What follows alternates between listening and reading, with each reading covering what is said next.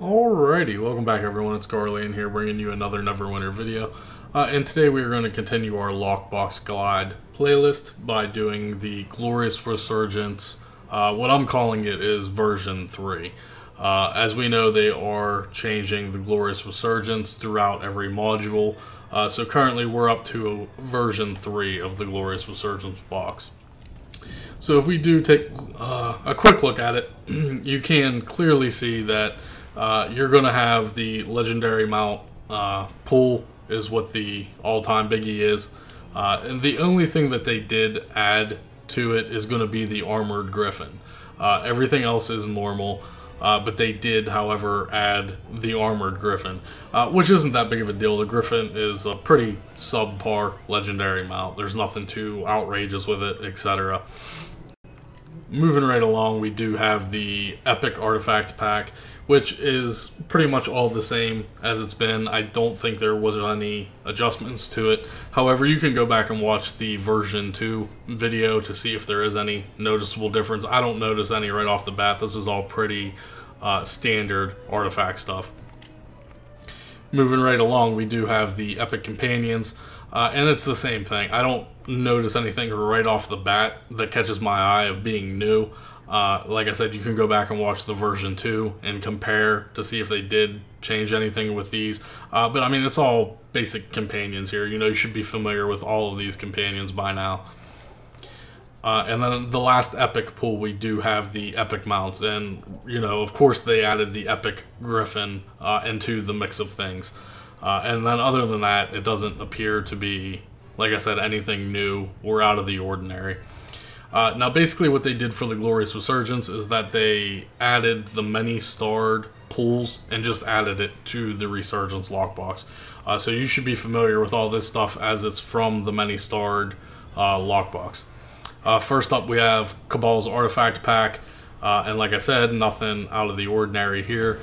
We did go in depth during the many-starred Lockbox guide, so we're not really going to go in depth on this one. This is just to show you guys that, yeah, the Resurgence is now updated to a version 3. Next up, we have Gyron's Artifact Pack, and like I said, all pretty subpar equipment. You're going to get your, you know, greater marks out of here, plus some refinement. Moving right along, Lucan's Enchantment Pack, and nothing, you know, significant out of this one either. You know, you have superior marks, greater marks, and then the Flaming Enchantment and the Bark Shield Enchantment, both pretty mediocre. Nestora's Companion Pack, I've mentioned before in the many-starred Lockbox, this is by far one of the worst companion packs that we received so far, just for the sheer fact that when you open these, you're mainly going for runestones. So on a double enchants, when you're trying to get 6 rank 7 runestones, and there's 6 companions in here, guys, so you have a chance to pull a companion other than a runestone.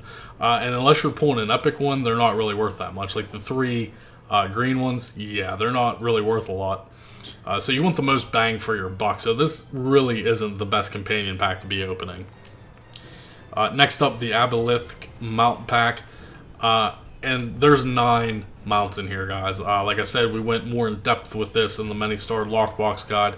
The only thing worthwhile in here is the Feywolf, as that is the first blue mount that we've received that can actually get Assassin's Covenant on it. So if you still need Assassin's Covenant, you might want to check out the Feywolf, see what the prices are, because it beats buying an epic mount. You know, paying 600k for an epic mount for Assassin's Covenant when you can buy a blue one, depending on what the price and what the market is.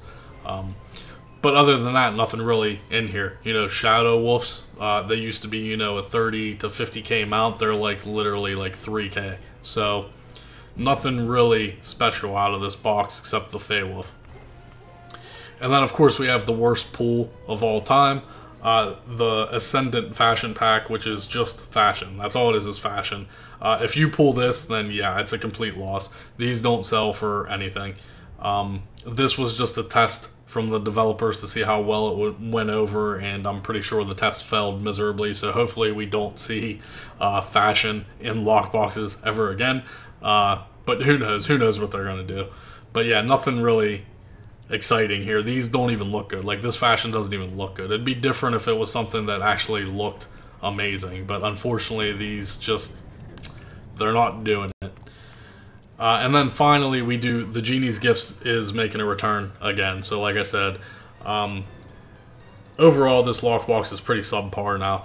You also want to take note that they removed the trade bar jackpot. There is no more trade bar jackpot from the version 3 Glorious Resurgence. So looking over this overall, unless you were specifically going for the legendary mount, this box doesn't really have that much profit value. If you're lucky enough to pull some epics, then yeah, you'll be okay. But you're not guaranteed. You're not guaranteed a legendary. You're not guaranteed an epic. You're majorly going to pull this crap down here.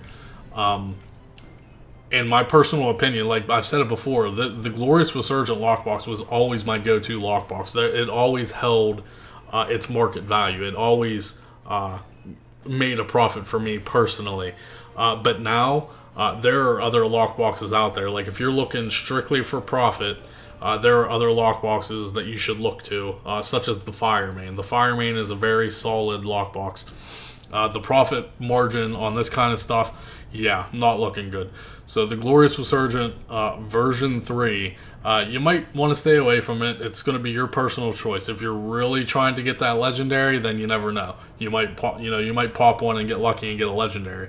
But if you're looking at long-term profit goals, I wouldn't recommend it. So that's going to wrap it up for the Glorious Resurgent Lockbox version 3 guide. If you guys, as always, have any questions, feel free to leave a comment down below. And that's about it, guys. We'll catch you in the next video.